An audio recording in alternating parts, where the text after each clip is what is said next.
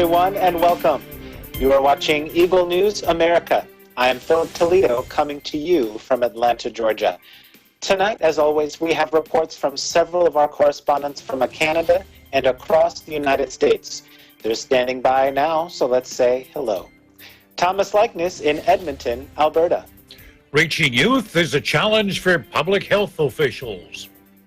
E.J. Gonzalez in Alexandria, Virginia.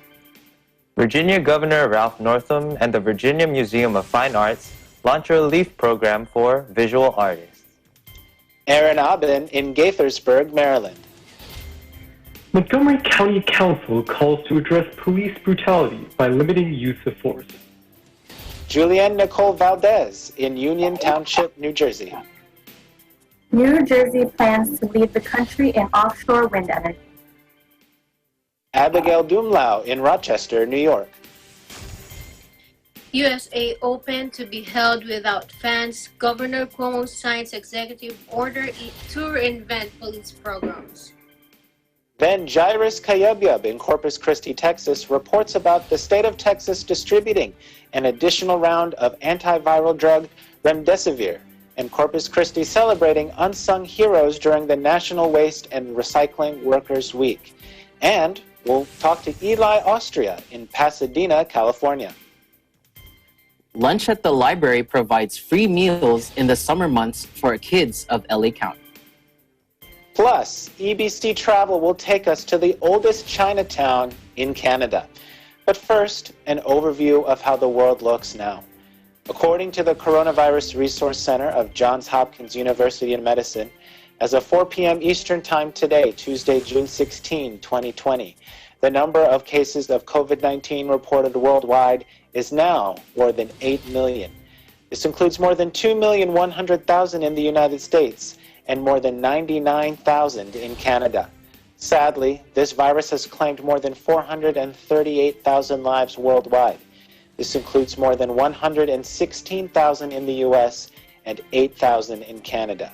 Our coverage begins now.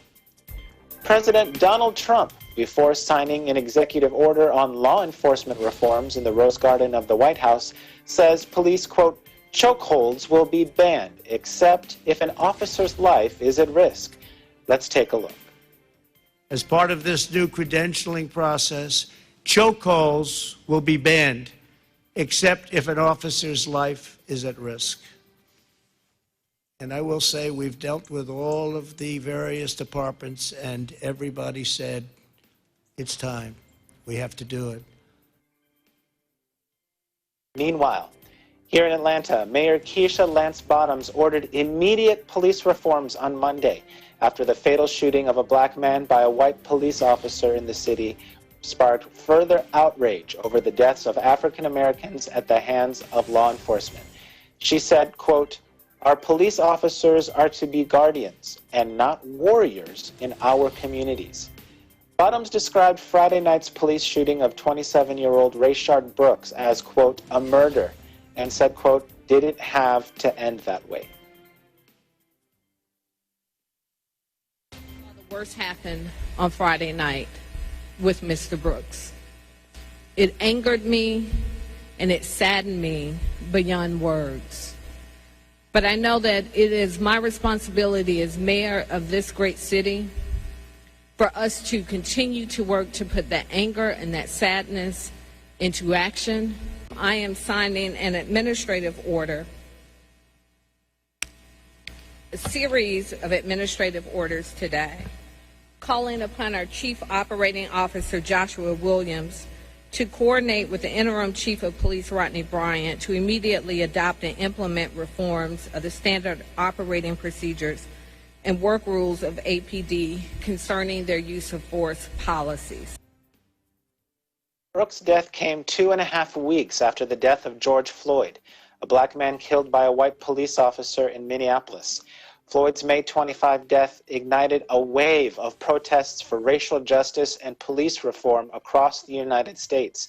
It also triggered a national soul-searching of the country's checkered past regarding racism.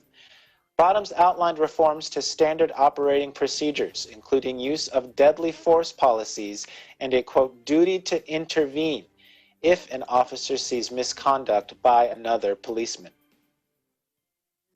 The beginning of a great deal of work that lies ahead of us to make sure that we are doing all that we can do to protect our communities and to follow the principles that were set forth by the Obama-Biden administration on 21st century policing. It's very clear that our police officers are to be guardians and not warriors. Hours of the shooting. Now let's take a look at some news from our neighbors to the north in Canada. Getting through to young people seems to be a bit of a challenge for public health officials in Alberta when it comes to addressing the COVID-19 situation. Our Alberta Bureau Chief Thomas Likeness will tell us why. Thomas. Well, good evening, Philip. It seems young. Philip, when you were young, were you a bit of a risk taker? Like, did you feel you were invincible? It just depended on the day, Thomas. Well, yeah, I think it is that way with all young people, all through the ages. They think they're invincible when it comes to taking risks. And COVID-19 is an example. Now, we're emerging from a very restrictive environment. Case numbers are down in many areas. People are becoming complacent, especially in younger age groups. Now, they did a survey up here in Canada. It was conducted by 2 get-togethers.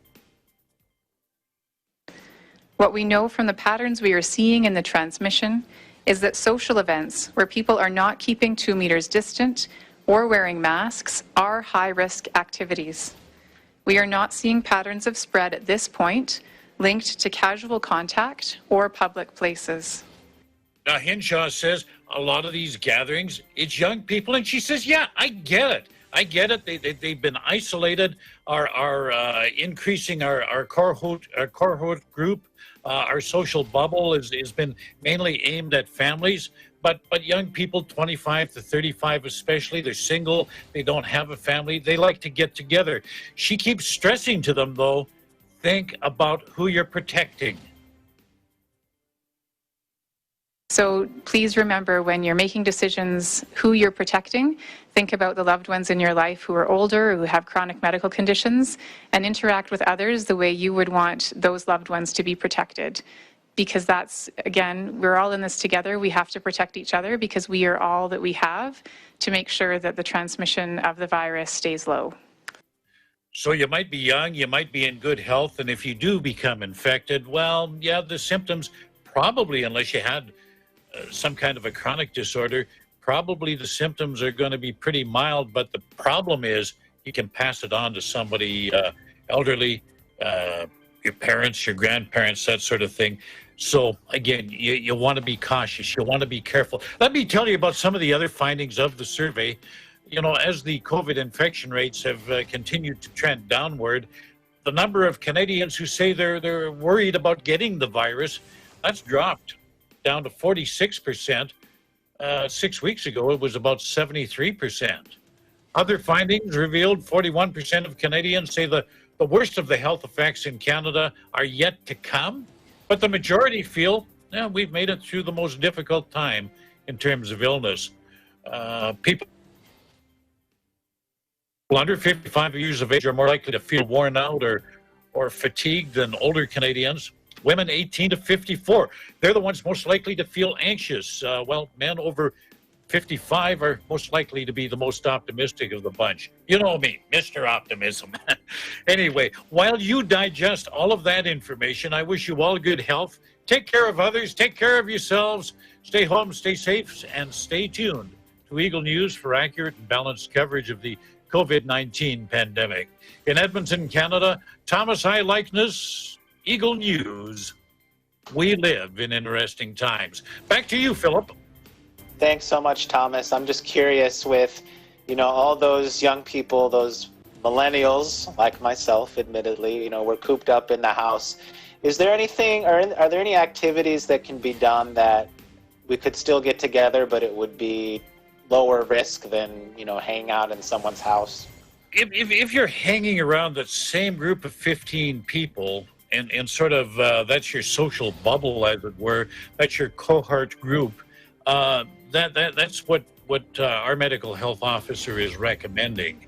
Like 2 or 3 families get together, and that's great for the younger kids and of course the parents. But yeah, young people who are single, you kind of got to say, all right, this group of 15 will hang out together. Those kind of, and the other thing is social distance. You still have to remember to social distance, and no shared food. So potlucks are still out, at least in Alberta.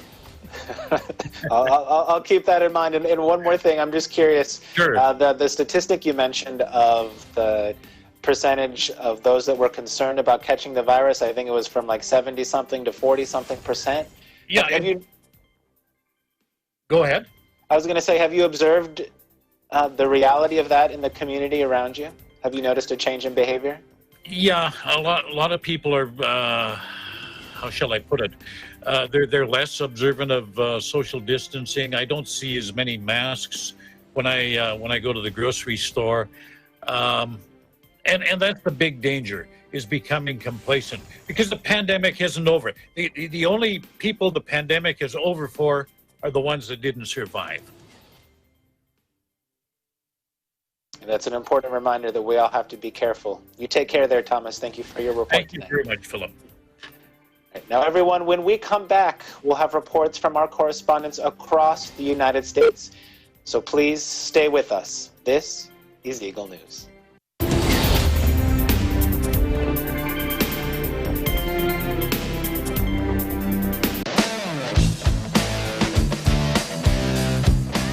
Patindi ng patindi at tuloy-tuloy ang pagpapakita ng galing ng ating mga TNG aspirants.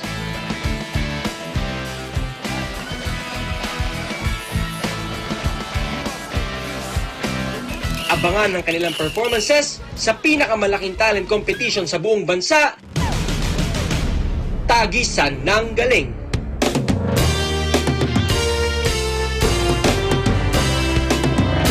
This program is presented by SMC Infrastructure, building a better world. Sandig sugar-free white coffee, puno ng white coffee taste without the sugar, kaya lower calories. Try mo na Sandig sugar-free white coffee, expert in air conditioning and electromechanical.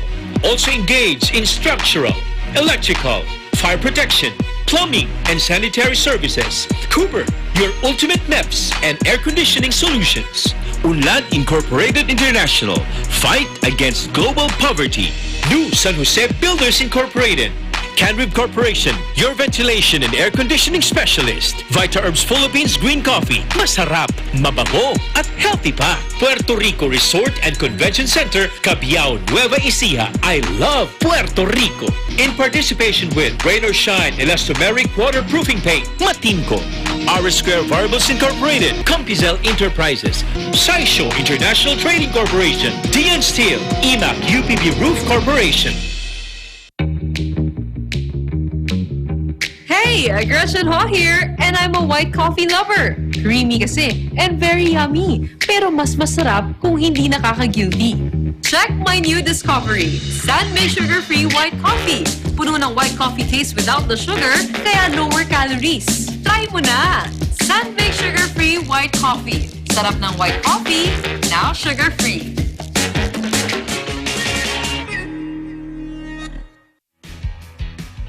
The successful development of TPLEX, or Tarlac Pangasinan La Union Expressway in 2009, a 4-lane toll road that extends from Tarlac City to Rosario La Union, with an additional approved extension of 56 kilometers all the way to San Juan La Union. This is expected to reduce travel time to Baguio and other provinces in northern Luzon. Realizing the vision of creating a better world for Filipinos fueled the team's focus. Listo at ganado ang baby ko sa vet-approved Nutri-Chunks with active boost and prebiotics na pampalisto. Made with real meat, with essential nutrients to help them grow healthy and happy. Listo, ganado sa Nutri-Chunks. Ikaw lang ang star ng buhay ko. Para sa akin, perfect ka.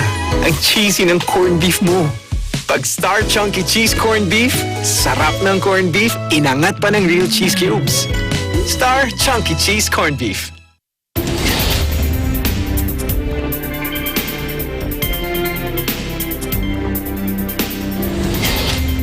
Welcome back. You are watching Eagle News America. I am Philip Toledo in Atlanta. Virginia Governor Ralph Northam and the Virginia Museum of Fine Arts launch a relief program for visual artists. EJ Gonzalez in Alexandria has the report. EJ? Thanks, Philip. A picture is worth 1,000 words. That's the saying, right? Well, isn't that even more valid when we talk about art? Art is so much more than just a picture. It encompasses a story and is a product of emotions. It's often an outlet that many turn to, especially when words aren't enough. And the result of art allows easier communication and can relay messages that are often so difficult to speak about. Art is so important, especially in times like this, when so many people around the world are experiencing uncertainty and unrest. Virginia Governor Ralph Northam, his wife Pamela, and the director and CEO of the Virginia Museum of Fine Arts have launched a special relief program called Virginia Artist Relief Fellowship Program. This program is set to offer $200,000 in relief for visual artists who were impacted by the COVID-19 pandemic. The funding for this project comes from the museum's existing Artist Fellowship Endowment, which was established in 1941 through the generosity of John Lee Pratt, and has awarded nearly $5.8 million to Virginia artists within the past 80 years.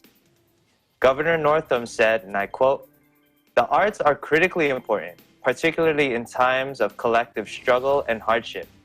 Pam and I are proud to stand alongside VMFA in supporting Virginia's artists during their time of need." Due to COVID-19, museums in Virginia and across the country have closed for months, leaving a shattering impact on the art world. Director of VMFA, Alex Nurgis, said, and I quote, "Museums and galleries have had to close their doors, lay off employees, and cancel exhibitions.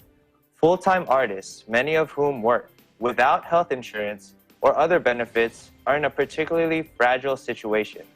The Virginia Museum of Fine Arts has carefully invested Mr. Pratt's gift, the accrued excess balance of which is being used to aid our state's visual artists during this historic crisis." The Virginia Artist Relief Fellowship Program is aimed to give aid of $5,000 to 40 visual artists within the state. Candidates may apply at VFMA's website at www.vmfa.museum. Eligible applicants must be over the age of 21, must live and work in Virginia, and is someone whose majority income is derived through their artwork. The deadline for applications is July 10th, and notifications of grants, award recipients will be sent by July 24th. In Alexandria, Virginia, EJ Gonzalez, Eagle News. We live in interesting times. Back to you, Philip. Thanks, EJ. Now, I've heard that you're an artist. Is that correct? I think you could say that. I'm a graphic designer, technically. Okay, fair enough. Well, you know, I think it takes some artistic skills to do graphic design. So with that in mind, what's your reaction to this gesture of providing relief to visual artists, especially in this time of uncertainty? Yeah, for me, well, I'm personally glad that the governor and other supporters of this program are considering artists and their importance. Art is visual communications, and that's what I studied when I was in college, visual communications and digital media arts. And I've pursued that in my career. Like I said, I'm a graphic designer. Most messages today, whether it be from big companies or personally, they're being sent through visual means, right? Major platforms of social media like Instagram or even TikTok, these are built from the foundation of art and visuals. It's so important, especially now that we are dealing with issues of injustice and a pandemic. Art gives people the ability to connect and empathize with those who may be going through the most difficult times of their lives. That's a good point. Do you have anything to share of how your own artistry has helped during this pandemic? Well, a lot of freelance designers, well, not me personally, I haven't done this yet. Or recently, but when I was starting out and needed money, and I'm sure there's a lot of people in that situation now because of the economic impact that COVID-19 has had, It allows them to channel their inner creativity, create artwork, and allow to connect with other people who may be interested in the same things. And then when they're able to connect with those people, you're able to sell your artwork or even just have a meaningful conversation and give them some sort of support, especially if they need it. Absolutely. Well, thank you so much, EJ. I hope to see some of your artwork here on Eagle News, maybe in one of the upcoming broadcasts. Sure. I'll try and do my best to create something. All right. That sounds good. You take care. Thanks, Philip. Now, in Montgomery County, a council calls to address police brutality with limiting the use of force. Aaron Aben in Gaithersburg has the details. Aaron? Thank you, Philip. After around 3 weeks of protests, fundraising, and social media awareness, Montgomery County, Maryland has decided that action should be taken concerning the racial injustice and police brutality that has been brought to public attention. Although George Floyd's death at the hands of police officers has inspired some to speak out, others believe that more decisive action is needed to address inequality. Today, County Executive Mark Elridge, Police Chief Marcus Jones, and Tori Cook of the Fraternal Order of Police held a virtual press conference to brief the public and address any questions about a newly enacted policy. This policy requires MCPD officers to attempt to stop other officers that are seen inappropriately applying force. This change serves as Chief Jones says, an important step in having the community see the police as a partner that helps add to their quality of life. However, work on reforming the police force is nowhere near complete. As indicated in the press conference, progress is not the fastest, to say the least. According to Executive Elridge, discussions of excessive police force were held in a forum last summer. However, it is only last Thursday in which these discussions have resulted in enacted policy. Not only that, but the clarity of the semantics related to such a policy has thus far prevented agreement between the FOP and the County Council on how exactly these policies should translate into legislation. I think, one of the other major issues that I agree, 100% with people who've echoed this around the country actually, is this whole issue of what the police have been forced to do as government has stepped aside from taking care of the things government's supposed to take care of. So, they wind up dealing with the homeless. They wind up dealing with drugs. They wind up dealing with Chief Jones, that there are some things with the policy, some language that we would have to understand a little bit more before we can, before at least I can say that I would support it. I think, one of the other major issues that I agree, 100% with people who've echoed this around the country actually, is this whole issue of what the police have been forced to do as government has stepped aside from taking care of the things government's supposed to take care of. So, they wind up dealing with the homeless. They wind up dealing with drugs. They wind up dealing with people with mental disabilities. All of these problems land on the police doorstep, and the only tool they have is to arrest somebody and put them in jail, which in none of those cases solves any problem. And I've seen and talked to homeless people who've been arrested, and I assure you, no matter how many times you arrest and put a homeless person in jail, that experience will not change. The bill proposed by the Montgomery County Council includes clauses like the police obligation to interfere in cases of misuse of force, limitations on the use of neck restraints as a last resort, and the prohibition of hitting people who are already restrained. Executive Elridge assures the public that this is, and I quote, the beginning of what's going to be a long process. Elridge broadened the scope of the press conference and mentioned that, across the country, the police aren't the only ones at fault in the situation, but that how the police operate isn't the only issue at hand. Elridge advocates for the formation of committees that, and I quote, clarify what policing needs to look like. Elridge also suggests the improvement of services that are better suited to approaching certain problems, such as mental health services and drug rehabilitation services. In Gaithersburg, Maryland, Aaron Aubin, Eagle News. We live in interesting times. Back to you, Philip. Thanks, Aaron. Now, tell me, has there been a reaction, or what's the reaction of the members of the police force when it comes to this very public call to limit the use of force? According to Police Chief Jones, all the officers he encountered agreed that the measures are necessary. However, Police Chief Jones also admitted that he hasn't really encountered or asked for the opinions of many officers thus far.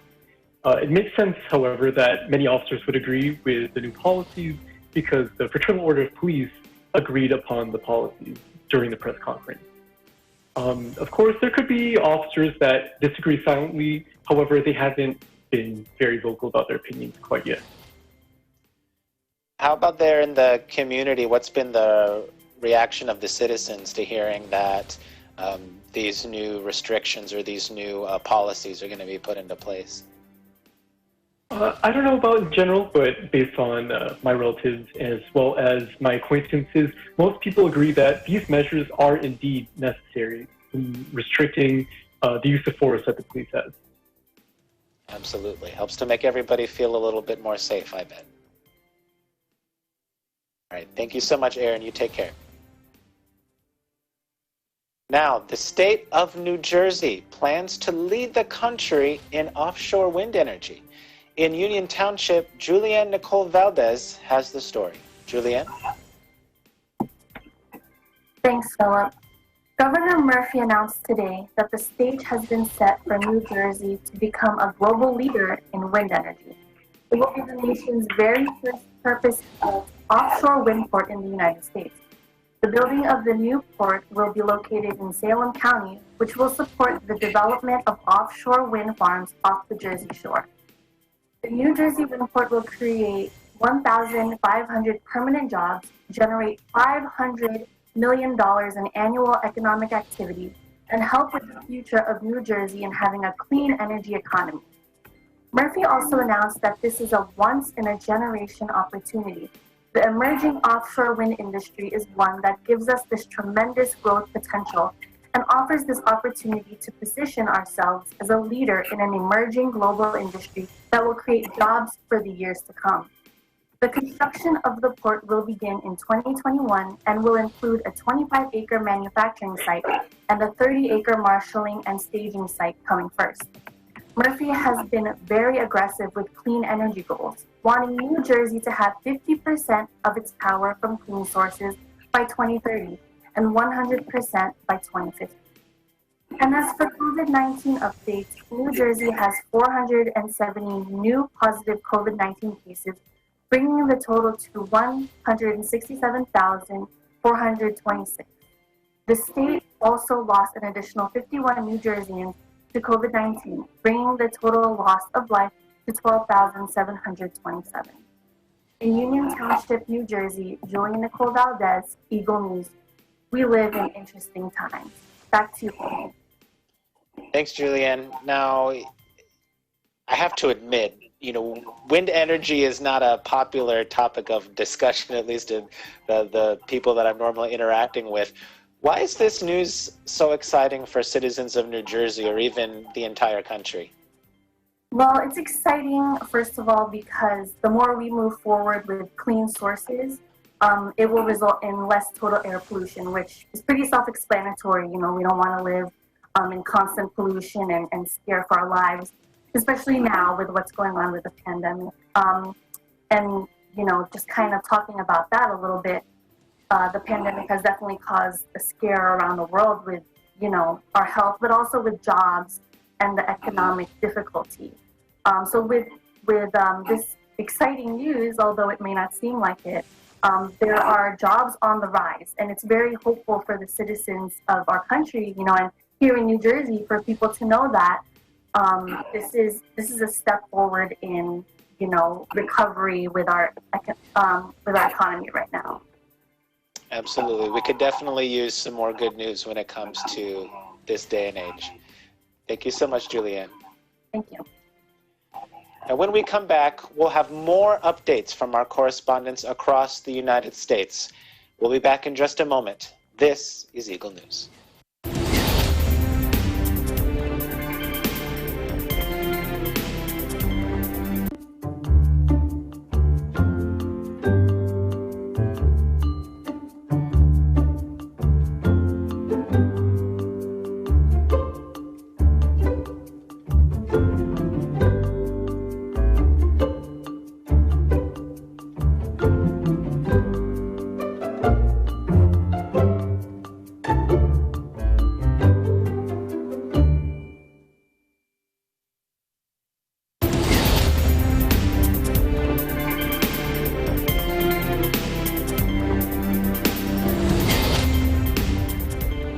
Welcome back.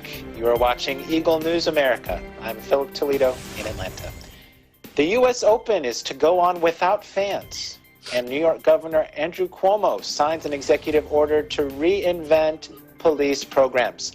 In Rochester, Eagle News correspondent Abigail Dumlau reports. Abigail. Thanks, Philip. 108 days ago, New York had the highest rate of transmission. Today, New York State has the lowest rate of transmission of any state. Yesterday, 60,000 tests were done, and only 1% or 631 came back positive for COVID-19.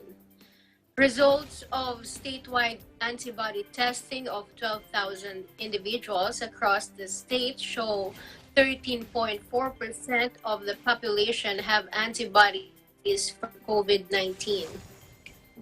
Governor Cuomo announced gatherings of up to 25 people will be allowed in Phase 3,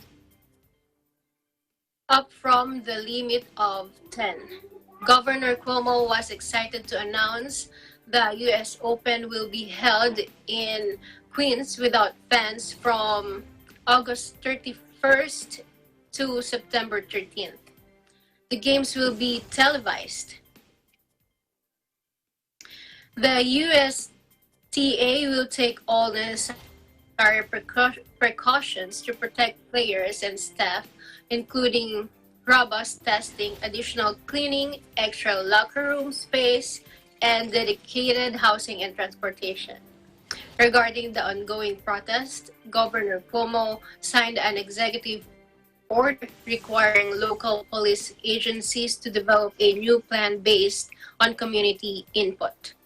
And this plan must be adopted by April 1, 2021 to be eligible for future state funding. I'm very excited about the New York State Police Reform and Reinvention Collaborative.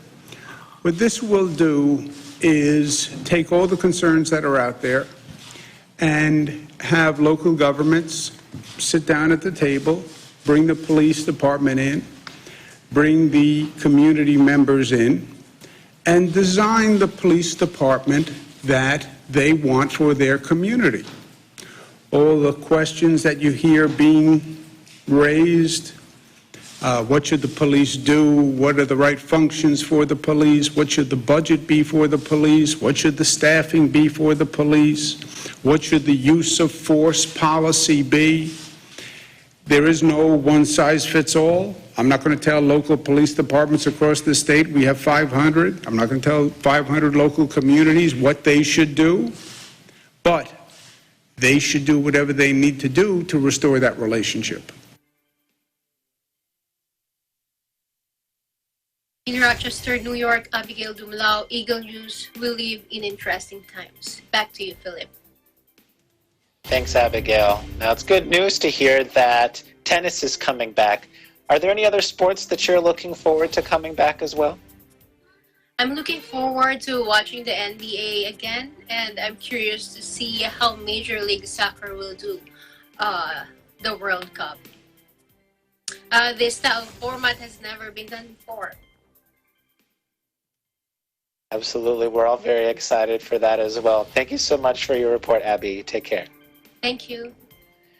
Now we'll turn our attention to the Lone Star State, where the state of Texas distributes an additional round of the antiviral drug remdesivir, and Corpus Christi celebrates the unsung heroes during the National Waste and Recycling Workers Week. Eagle News correspondent Jairus Kayebyab reports. Jairus? Thank you, and a big howdy to you from Texas. Here in the Lone Star State, Governor Greg Abbott and Executive Vice Chancellor for Health Affairs of the University of Texas System, Dr. John Zerwas, MD, presented an update on Texas hospital capacity. Despite the uptick in positive COVID-19 cases, the governor noted there continues to be ample hospital capacity. He urged all Texans to continue to do their part to minimize the spread of COVID-19 and look out for the health of themselves and those around them. On Wednesday, the governor also announced that the Texas Department of State Health Services will be distributing more rounds of the antiviral drug remdesivir to 85 hospitals across 34 counties in Texas. These supplies have been provided by the U.S. Department of Health and Human Services. DSHS will distribute a total of 125 total cases of the liquid form of remdesivir across the state, enough to treat about 500 patients. The drug has shown a speeding up of recovery during early trials with hospitalized COVID-19 patients. The medical staff at each hospital will determine how the drug will be used in accordance with the Food and Drug Administration's emergency use authorization and is part of a donation from drug maker Gilead. In salute to other frontliners in Corpus Christi, this week is National Waste and Recycling Workers Week, honoring city sanitation employees, which runs from June 17th to June 24th. During a city council meeting, Mayor Joe McComb honored sanitation staff by reading a proclamation, and the Solid Waste Services Department created a Texas-sized thank you card for all to sign in appreciation of their dedication. The card will be on display through Friday, June 19th in the City Hall. Meanwhile, we leave you with some words from the office of the governor and Dallas Cowboys linebacker, Jalen Smith, who released a public service announcement urging Texans to wear a mask and adhere to safety guidelines. Let's take a look. I wear a face mask every single day on the football field to protect myself. Now I'm switching up to a different mask to protect myself and others around me. As we open up Texas, it's crucial that we all do our part in this fight against COVID-19. So when you leave the house, make sure you wash your hands, make sure you practice social distancing, and last but not least, wear a mask. You be safe, go Cowboys. In Corpus Christi, Texas, I'm Jairus Kayabyab, Eagle News. We live in interesting times. Hope you are all staying safe out there. Back to you in the studios. Thanks so much, Jairus. Now, let's turn our attention to California. The Lunch at the Library program begins providing free meals today for the kids of LA County, and it will go on until August 7 of this year. In Pasadena, Eagle News correspondent Eli Austria with more. Eli? Thank you, Philip. In Los Angeles County, Lunch at the Library is a program-sponsored partnership between the Los Angeles County of Parks and Recreation and the LA County Library, and is supported by the California Library Association and the California Summer Meal Coalition. During the upcoming summer months, those 18 years old and younger are encouraged to visit the closest participating library to pick up a free nutritious meal to keep well-fed, well-read, and ready for the upcoming fall school semester. Lunch will be available from June 16th through August 7th, Tuesday through Friday, from 12 p.m. to 1 p.m. for contactless pickup on a first-come, first-served basis for those who would like to participate. Sidewalk service at select libraries is also now available to Angelinos who miss spending their leisure time with a good book to read. Anyone interested in this opportunity is encouraged to visit lacountylibrary.org/express-service to see the list of participating libraries, to call and request to place the desired book on hold for pickup. Once a day and time is arranged, participants can pick up the book at the library by parking in the designated sidewalk service holds parking space. Since staff will be delivering the books to individuals' vehicles, face cloth coverings are required when picking up any books placed on hold. Book drop returns available at 85 different locations, and all return items will be quarantined and sanitized prior to reissuing.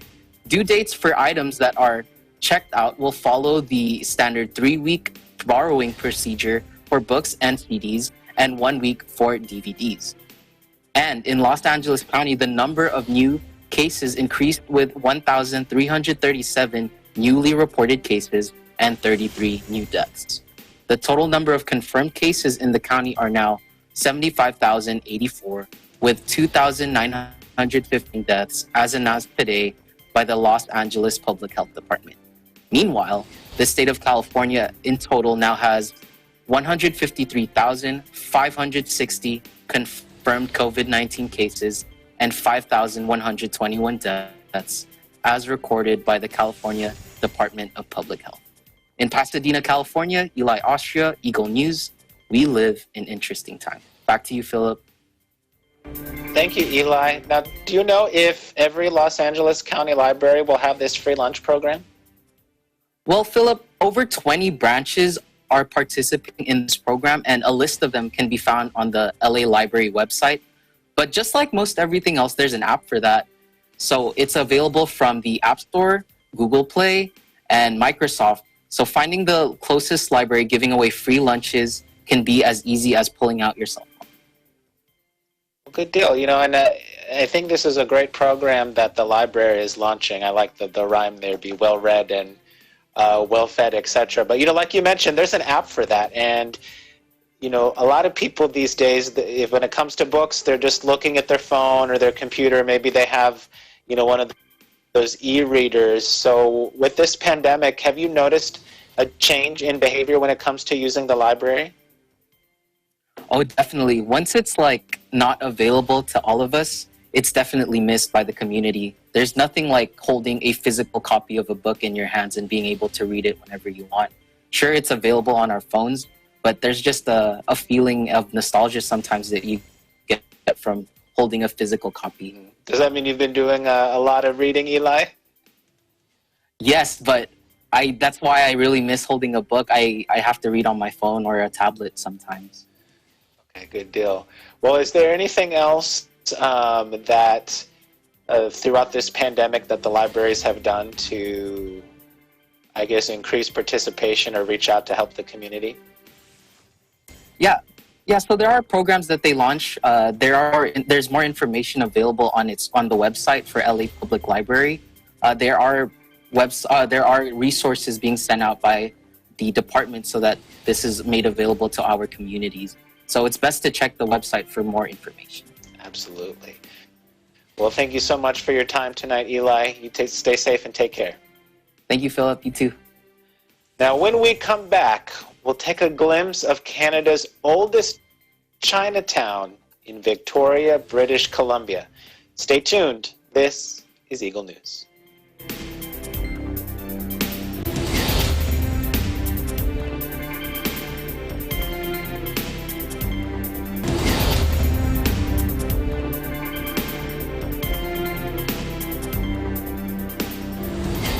Welcome back. You are watching Eagle News America. I'm Philip Toledo in Atlanta.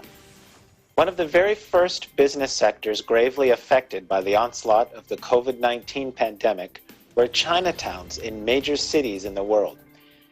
As restrictions ease and the economies slowly recover, businesses are reopening and adapting to what is referred to now as the new normal. This includes businesses in those Chinatowns.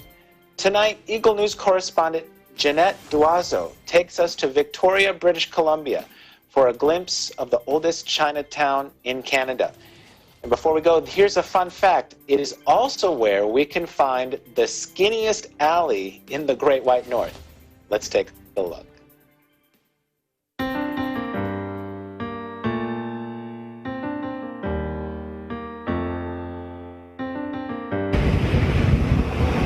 Today we will explore the Chinatown here in Victoria, British Columbia, the second oldest Chinatown in North America. Let's go!